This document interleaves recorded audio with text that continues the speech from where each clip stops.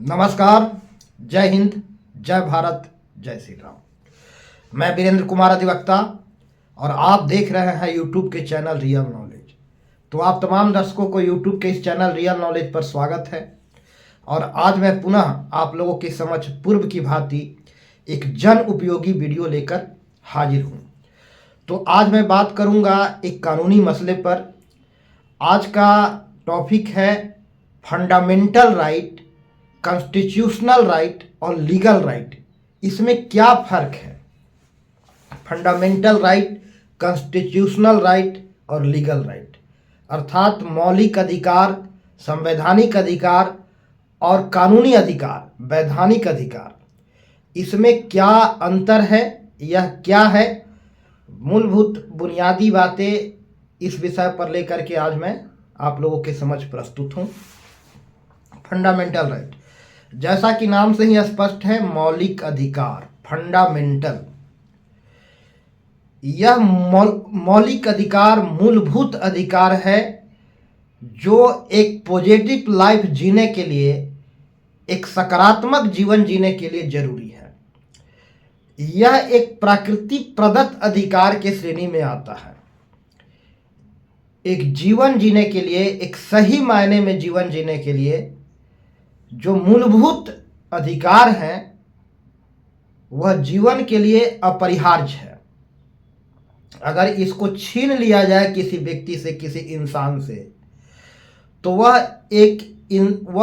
एक पंगु, अपंग इंसान की भांति जीता है। जैसे किसी व्यक्ति का शारीरिक अपंगता हो तो भी वह जीता है, हाथ कटा हुआ हो, पैर कटा हुआ हो, और इस तरह से अपंग जिंदगी अगर कोई जी रहा है, ठीक उसी भांति मौलिक अधिकार के बिना, मूलभूत अधिकार के बिना एक व्यक्ति, एक इंसान का जीवन एक अपंग व्यक्ति के जीवन के समान है। अर्थात हम एक शब्द में कहें तो जीवन को वास्तविक अर्थों में, सही मायने में एक सकारात्मक जीवन जीने के लिए मौलिक अधिकार का होना जरूरी है। मूलभूत अधिकार जिसको हम कहेंगे, जैसे जीवन के लिए कुछ मूलभूत ज़रूरतें होती हैं हमारी भौतिक जीवन में, जैसे रोटी, कपड़ा, मकान। अगर व्यक्ति को ये मूलभूत ज़रूरतें पूर्ति नहीं हो तो व्यक्ति सही मायने में एक जीवन नहीं जी पाता, एक पॉजिटिव लाइफ, एक वास्तविक जीवन नहीं जी पाता। उसी तरह से हमारे कुछ मूलभूत अधिकार हैं जो प्रकृति प्रदत्त है और जिसे किसी देश के संविधान द्वारा संरक्षण प्राप्त होता है, उसको सिक्योर कर दिया जाता है, संरक्षित कर दिया जाता है, सुरक्षित कर दिया जाता है। और ऐसे अधिकारों का न तो कोई व्यक्ति न ही सरकार हनन कर सकता है।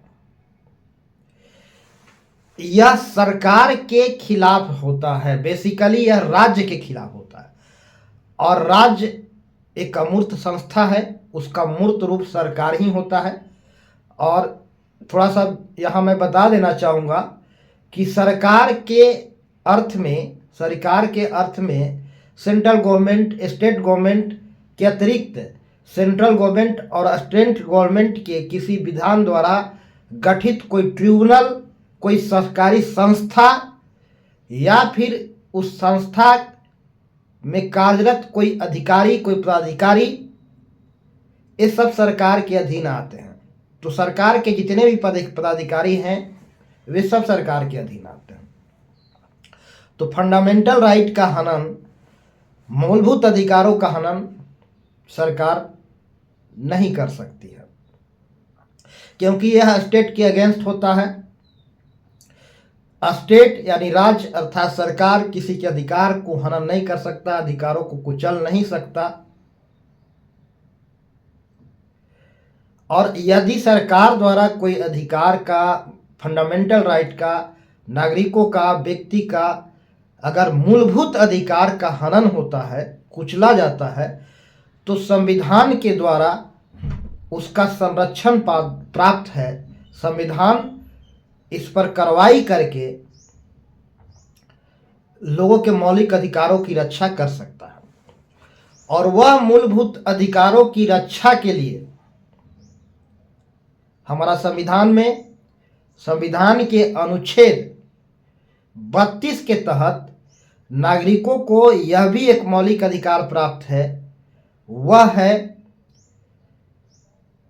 कॉन्स्टिट्यूशनल रेमेडी यानी संवैधानिक उपचार अर्थात ट्रीटमेंट। यदि कोई व्यथित व्यक्ति है अर्थात पर्सन एग्रीव्ड पीड़ित व्यक्ति है, जिसका अधिकारों का हनन हुआ है, जिसके सरकार द्वारा अधिकारों का हनन हुआ है, वह व्यथित व्यक्ति पर्सन एग्रीव्ड के ट्रीटमेंट संविधान में दिया गया है, संविधान की पुस्तक में दिया गया है। और इसका ट्रीटमेंट करने वाला क्या कहे, एक सरल शब्दों में कहे तो डॉक्टर, किसी व्यक्ति के इलाज करता है तो डॉक्टर करता है, तो इसका ट्रीटमेंट करने वाला जो है डॉक्टर के रूप में हमारा देश का, विशेषकर भारत के देश का न्यायपालिका होता है। तो सुप्रीम कोर्ट में अनुच्छेद 32 के तहत रीट हेतु याचिका दायर होता है और रीट जारी करने का अधिकार अनुच्छेद 32 के तहत सुप्रीम कोर्ट को होता है। और वह 5 तरह के हथियार इस्तेमाल करके लोगों को अधिकारों को सुरक्षा प्रदान करता है सुप्रीम कोर्ट।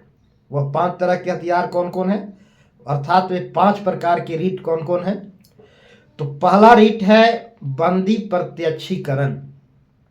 अगर कोई किसी अधिकारी या किसी व्यक्ति, किसी संस्था या किसी पदधारी व्यक्ति द्वारा, किसी अधिकारी द्वारा किसी का अवैध रूप से अगर बंदी बनाया जाता है तो उसको प्रत्यक्ष करने के लिए, प्रस्तुत करने के लिए आदेश दिया जाता है। दूसरा है मैंडेमस यानी परमादेश। परमादेश मतलब होता है डू योर ड्यूटी, अपना कर्तव्य का पालन करें। अगर कोई अधिकारी अपना कर्तव्य का पालन नहीं कर रहा है, ड्यूटी ठीक से नहीं कर रहा है, तो परमादेश रीट उसके अगेंस्ट में जारी किया जाता है। तो परमादेश, उत्प्रेषण, निषेध, कुवारंटो यानी अधिकार परीक्षा, इस पर मैं डिटेल में फिर कभी बात करूंगा। मैं केवल अभी मुद्दों पर ही बात करूंगा।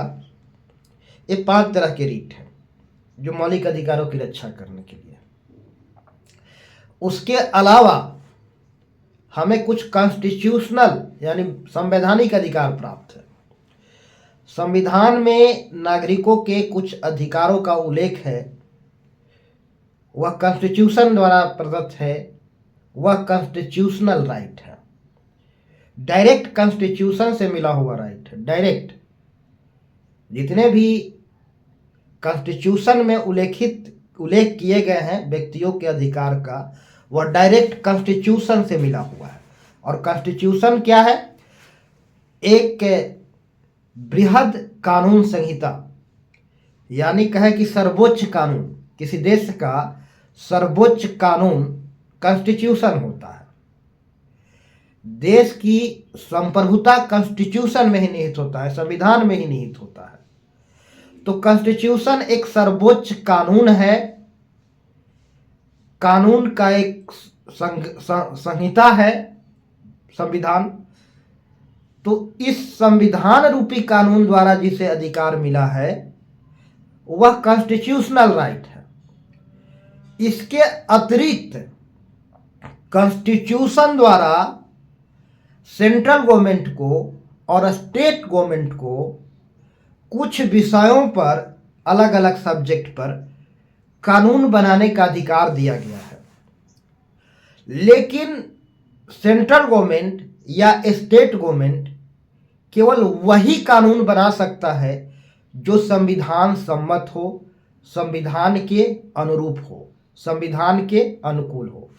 संविधान के उपबंधों के विपरीत कोई कानून नहीं बनाया जा सकता है। संवैधानिक उपबंधों के अपोज में कोई कानून नहीं बनाया जा सकता है। तो जो संविधान के अनुरूप हो वैसे ही कानून को केंद्रीय संसद या फिर राज्यों के विधानमंडल बना सकता है। अगर संविधान के विपरीत अगर कोई कानून बनता है, संवैधानिक उपबंधों के अगेंस्ट में अगर कोई कानून बनता है, तो एज ए संरक्षक न्यायपालिका को यह अधिकार है कि जुडिशियल रिव्यू के तहत अगर वह गलत पाता है, संविधान सम्मत नहीं पाता है, तो उसे रद्द कर सकती है। तो संविधान के संरक्षक न्यायपालिका है। तो जो संविधान के अनुरूप जो कानून बनाए जाते हैं वह नागरिकों के लिए बनाए जाते हैं, आम जनता के हित के लिए बनाए जाते हैं और जनहित में बनाए जाते हैं। तो यह अधिकार जो कानून के द्वारा प्राप्त हुआ है, सेंट्रल गवर्नमेंट के केंद्रीय संसद द्वारा जो कानून बनाए गए हैं और स्टेट गवर्नमेंट के विधानमंडल द्वारा जो कानून बनाए गए हैं, या कोई रेजोल्यूशन या कहे संकल्प या निर्णय लिया गया है, निर्णयन, वो सब देश हित में है, आम जनता के लिए है, आम जनता की भलाई के लिए है। तो कहीं ना कहीं एक आम जनता का एक अधिकार को सृजन करता है यह कानून। और फिर इन कानून बना करके जो नागरिकों को अधिकार दिए जाते हैं केंद्रीय संसद द्वारा या राज्यों के विधानमंडल द्वारा, यह लीगल कानून कहलाता है, लीगल अधिकार कहलाता है, वैधानिक अधिकार कहलाता है। तो मुझे उम्मीद है, मैंने बहुत संक्षिप्त में अपनी बात रखा कि फंडामेंटल राइट, कॉन्स्टिट्यूशनल राइट और लीगल राइट में क्या फ़र्क है, आप समझ गए होंगे। यदि इसके बावजूद भी कोई डाउट हो, संदेह हो, तो इस चैनल के कमेंट बॉक्स में अपना प्रश्न को या अपने डाउट को, अपने संदेह को, अपने कन्फ्यूजन को रखें। मैं आने वाले दिनों में इस कन्फ्यूजन को दूर करते हुए मैं वीडियो लेकर के निःशुल्क आपकी समस्या का हल लेकर के आपकी जो है यहाँ अगला वीडियो लेकर के प्रस्तुत होऊंगा। तो आज के लिए इतना ही। अंत में सभी मित्रों को, सभी दर्शकों को, सभी श्रोताओं को मेरा प्यार भरा नमस्कार। जय हिंद, जय भारत, जय श्री राम।